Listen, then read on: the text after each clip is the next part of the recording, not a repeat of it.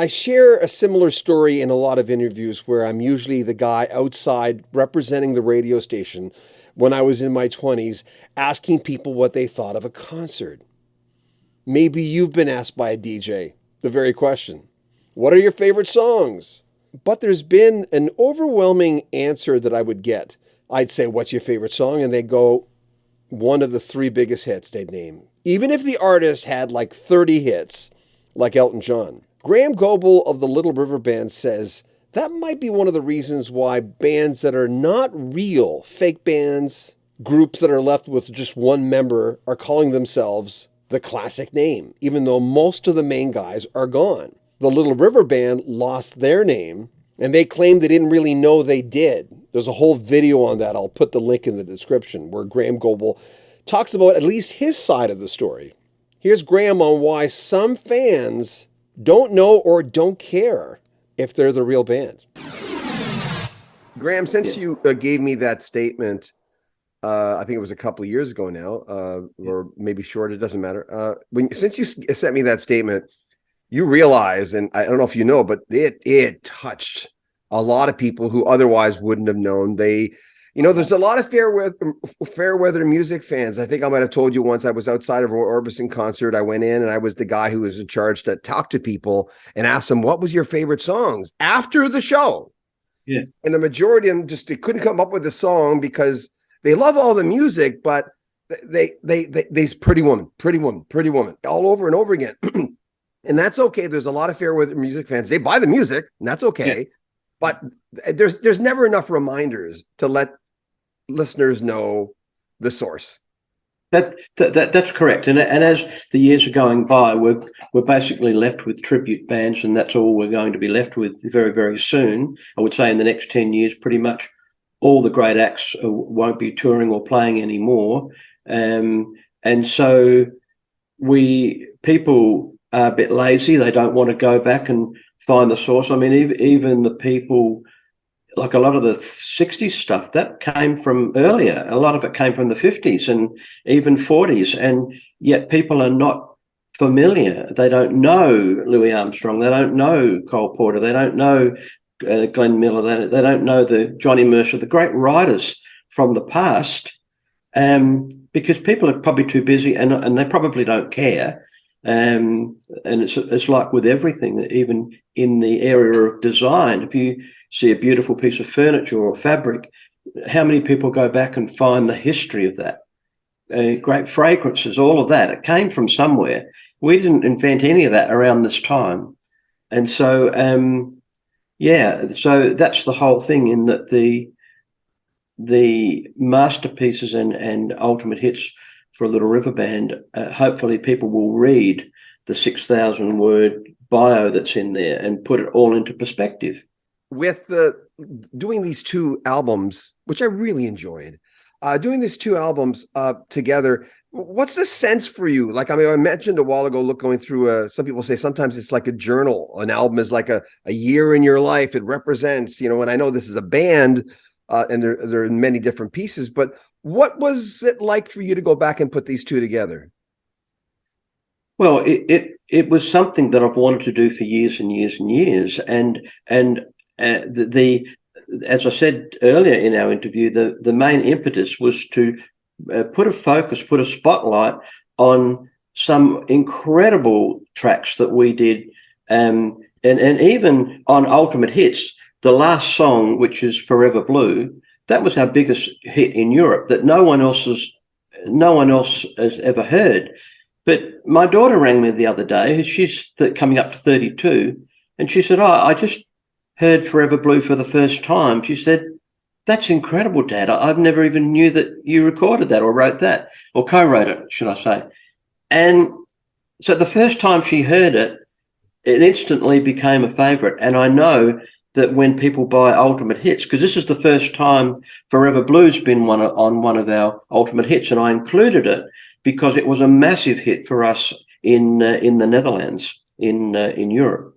But now when people hear this, firstly, they'll hear an incredible vocal from John Farnham, but they'll hear just an amazing band, an amazing song, which I co-wrote with my friend Stephen Foster.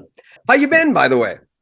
I'm good, really good at the moment. It's no, I have been good. I've had really no health issues. I'm good. I'm really well, and enjoying getting back into doing a bit of press for these new releases, getting a good reaction to it. Did you get my email from last night? I sent I you an did. email. I Yeah, did. Yes. and I guess you've listened to a bit of the new stuff. All of it.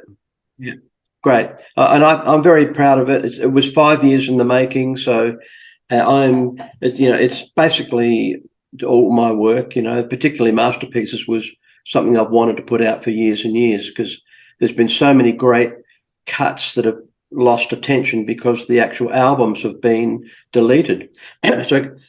So Universal has sort of been relying on the old greatest hits, and that's all people could really know. And now I'm hoping with Masterpieces that's going to, make people realise that we weren't just about the hits. We were about serious playing and singing. That's what I like about it. I knew your catalog quite well, but I go back and I listen to these songs and I'm going, oh my God, Curiosity Killed the Cat, which wasn't big here. No, it wasn't. Emma, and I'm listening to these three, three of the bigger ones in the beginning, every day of my life, and I'm going, oh, I haven't heard these in ages. Yeah. So it's kind of nice. It's great. It's a great place to have the catalogue, and also finally put our faces on the cover. This was the big thing that I wanted to do, so as hopefully the US band won't be autographing our greatest hits anymore like they have been for the last 20 years, and let people know that these are the people that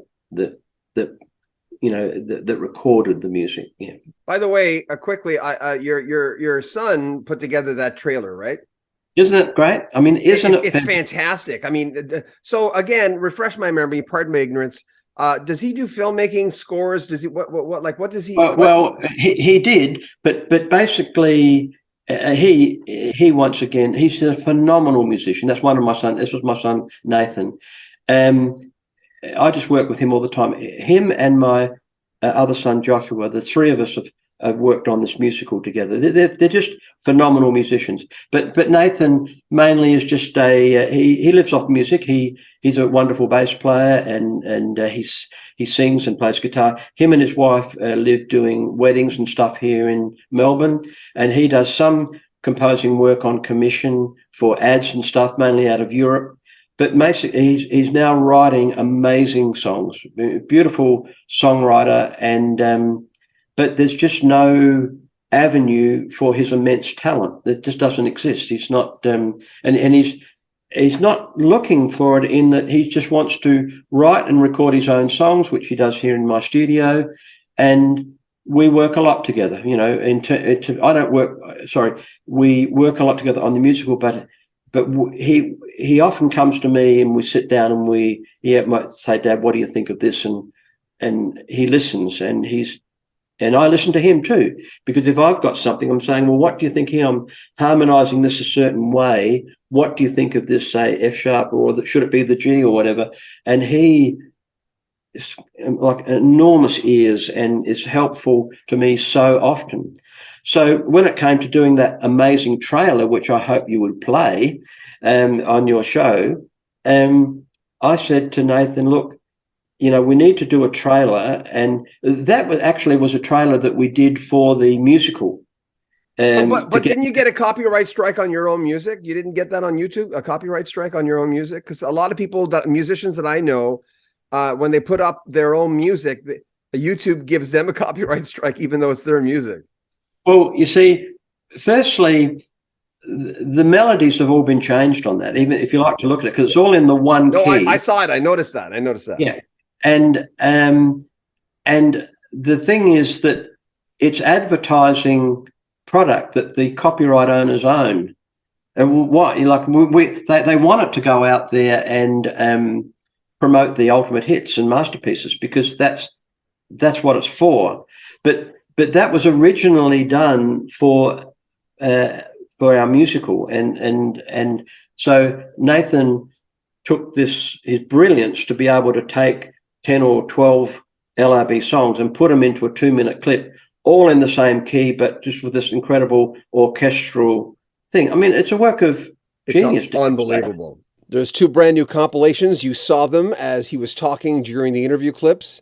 Available from the Little River Band, all remastered, including some rarities.